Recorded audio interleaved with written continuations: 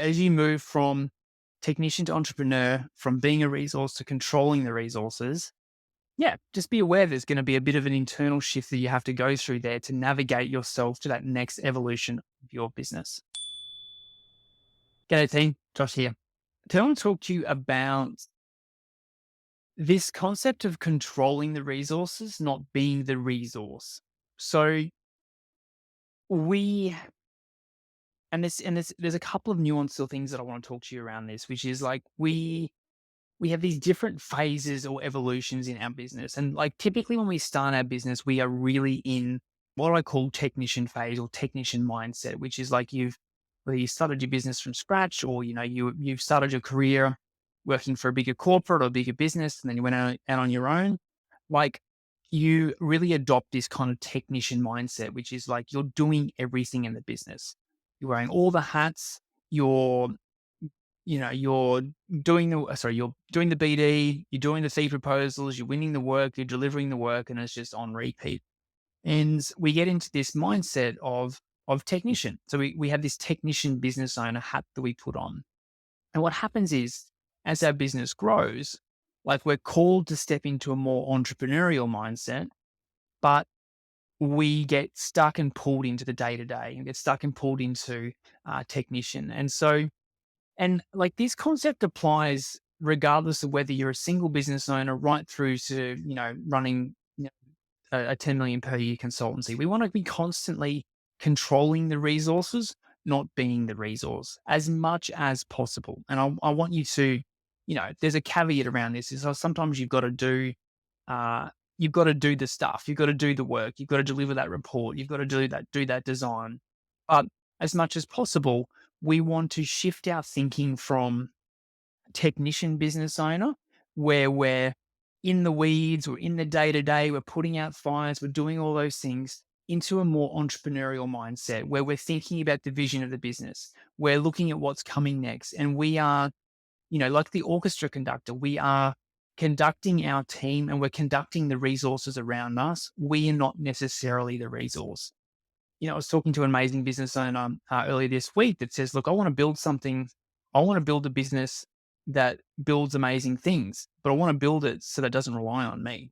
And so that's the kind of mindset that I want you to bring into this discussion with yourself, which is as your business grows, constantly be looking for ways where you can control the resources, not be the resource. So if you're a single operator, what are things that you could outsource now?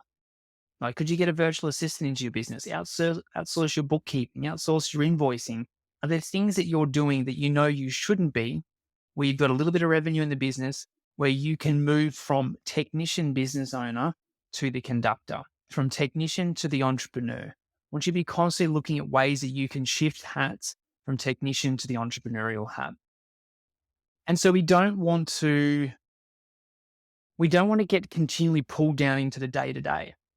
But what tends to happen, and this is the flavor of the conversation I've just had with my coaching clients, is as we grow and as we consciously make this shift from technician to entrepreneur, stuff starts to happen in terms of, and there's a couple of nuances to talk about here. There's two things that start to happen that I want to talk you through. So, I want you to picture, I want you to think about the fact that you're doing, your business is going well. You're really wanting to step into the entrepreneurial mindset. You're wanting to control the resources, not be the resource. You want to be the orchestra conductor. You want to be looking at the vision of the business, but having team and people around you delivering things, all that sort of stuff, which is super exciting. And once you get to that point, it is fun. But what starts to happen is two things. One, you get pushback. So as you change how you operate and act and behave, you're going to get pushback from both your clients and also your team internally. Because if you think about it, like if you're moving from the person that always jumps in and puts out the fires, you're always the person that's like, oh no, give me that report, I'll help you get it finished. You're always that person that's like, you know, not wanting stuff to leave the office unfinished or, haphazard or anything like that. If you're constantly jumping in to save everyone else around you, And then you go, you know what? I'm not doing that anymore. I want to step into the entrepreneurial mindset. I want to be controlling the resources. I don't want to be the resource. I don't want to be the last person that's always looking after the reports or always jumping in to save everyone. As you shift from technician to entrepreneur, you're going to change unconscious agreements with your clients, with your staff, and the team around you. So you're going to get pushback. And so you have to be prepared for that in terms of as you grow yourself and your business, and you change what we call unconscious agreements. So unconscious agreements are essentially when you act a certain way and people act back to you.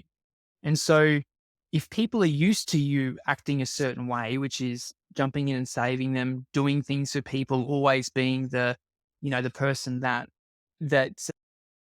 jumps in and controls, and you change that because you're like, that doesn't serve me anymore, you're going to get pushback. So one, that's the first thing. You have to be prepared for people to go, whoa, like what's going on there? Like I just rely on you to be the last checker of this report. Or if I can't get last minute stuff done, you always jump in and help me. And if you're like, I'm not doing that anymore, you have to be prepared for training people or retraining them to the new you.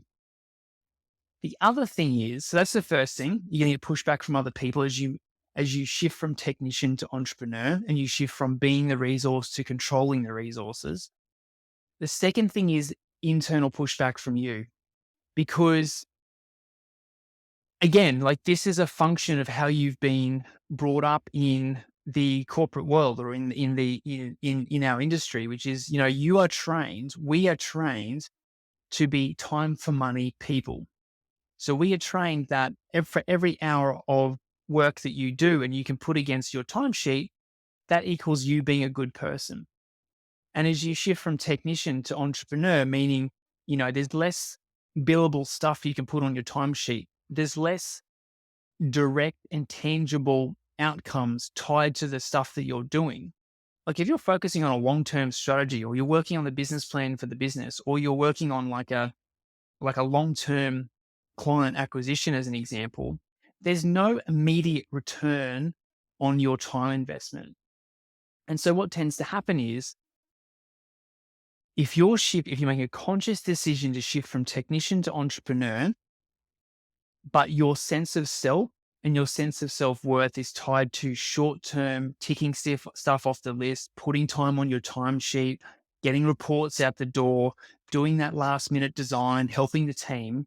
If that's where your self-worth is tied to and that's how you feel good about yourself, and then you're changing that to say, well, I don't want to do that anymore. I want to focus more on entrepreneurial pursuits and I want to focus more on the longer term vision of the business and controlling the resources, not being the resource.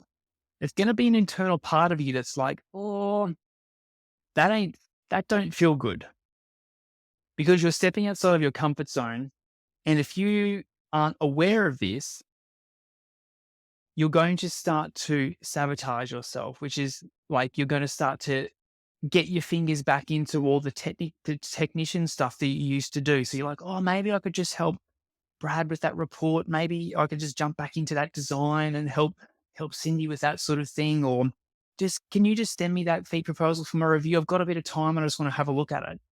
So as you make that shift from controlling the resources, not being the resource, from technician to entrepreneur, there's going to be an internal shift that you have to navigate too, which is if you place your sense of self-worth on short-term tick and sift off the list and feeling good about putting an hour on a timesheet next to a project, and you change that part of you is going to be like, that doesn't work for me. I need to find ways to go back to my old self.